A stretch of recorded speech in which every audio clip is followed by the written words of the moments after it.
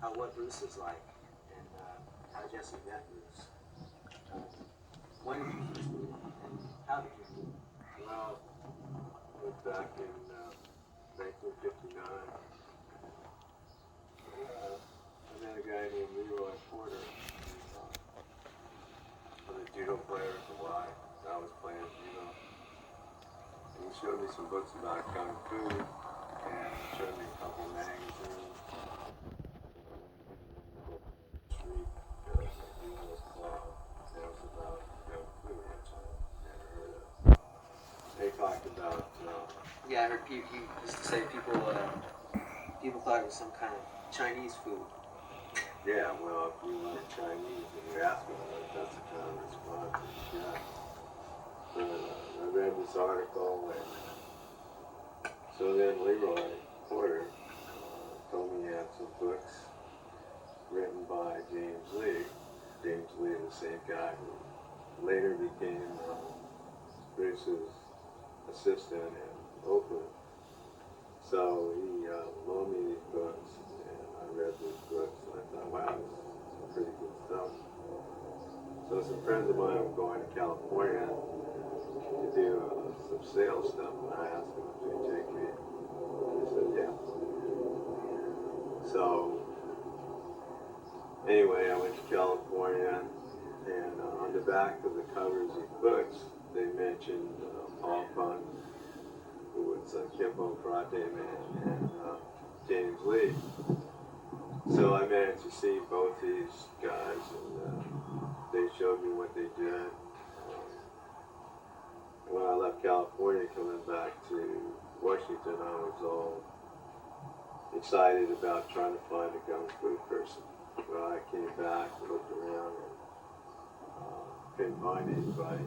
Unfortunately, I had a friend, Charlie Wu, who was Chinese, who was also a judo player. And the guy, I told him my story about looking for Chinese Kung Fu instruction. He told me, he said, well, you're in luck because this guy's going to do a demonstration down in Chinatown, the Seafair. So I went to Seafair, and Ed Hardnut, Chinatown, Seattle. yeah, one of the first ones there. And we were standing around patiently waiting for this to begin. First thing they had was like this guy came out and danced the cha-cha and moved around. I was kind of thinking, hurry up, get this stuff over with, so I'm going to do it. So it turned out that guy was Bruce. Later he came out with Who was doing the cha-cha? yeah. The guy you wanted to hurry up and get it over? Yeah. So it was like,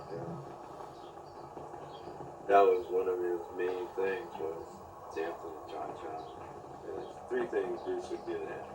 Good at Kung Fu. He was good at drawing. And he was good at dance.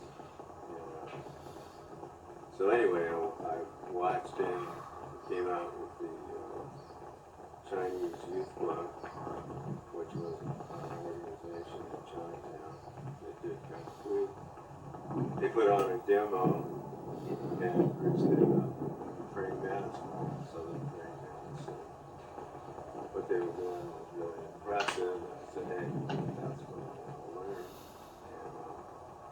So this was all at the Seafair celebration? Right. In Chinatown, Seattle. At the time, Ed Hart and I and Howard Hall, we lived, that was Ron McKee, actually. We lived about 6 blocks from Chinatown, so just got lucky.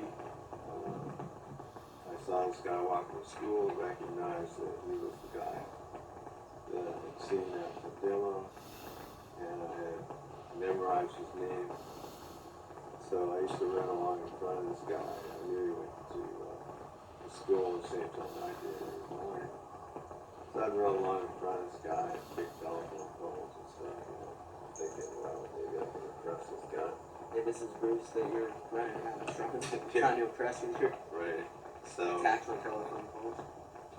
anyway, I wasn't getting much of a response out of him. So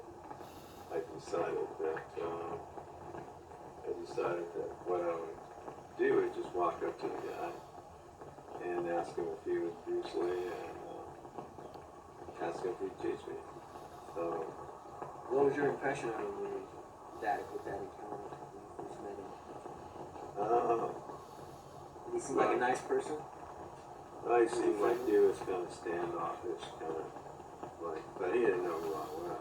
He didn't know whether I was coming up to challenge him or whatever. And so, you know, later on I wasn't really surprised by his reaction. But so I said, "Your name Bruce Lee?" And he said, "Yeah." And I said, "Do you do kung fu?" Which I knew he did. And he said, "Yeah." And I said, "Well, would you teach me?" And he said, "Well, and I thought about it for a while. And he said, "Do you have a place where we could practice?" And I said, "Yeah." Was he already practicing kung fu somewhere in Seattle at that time? Yeah, at that time he was practicing with a Chinese youth club, and he was, you know, he had his wing done set up at Ruby Chow's. And That was a restaurant where he worked? he lived worked there? and he lived there.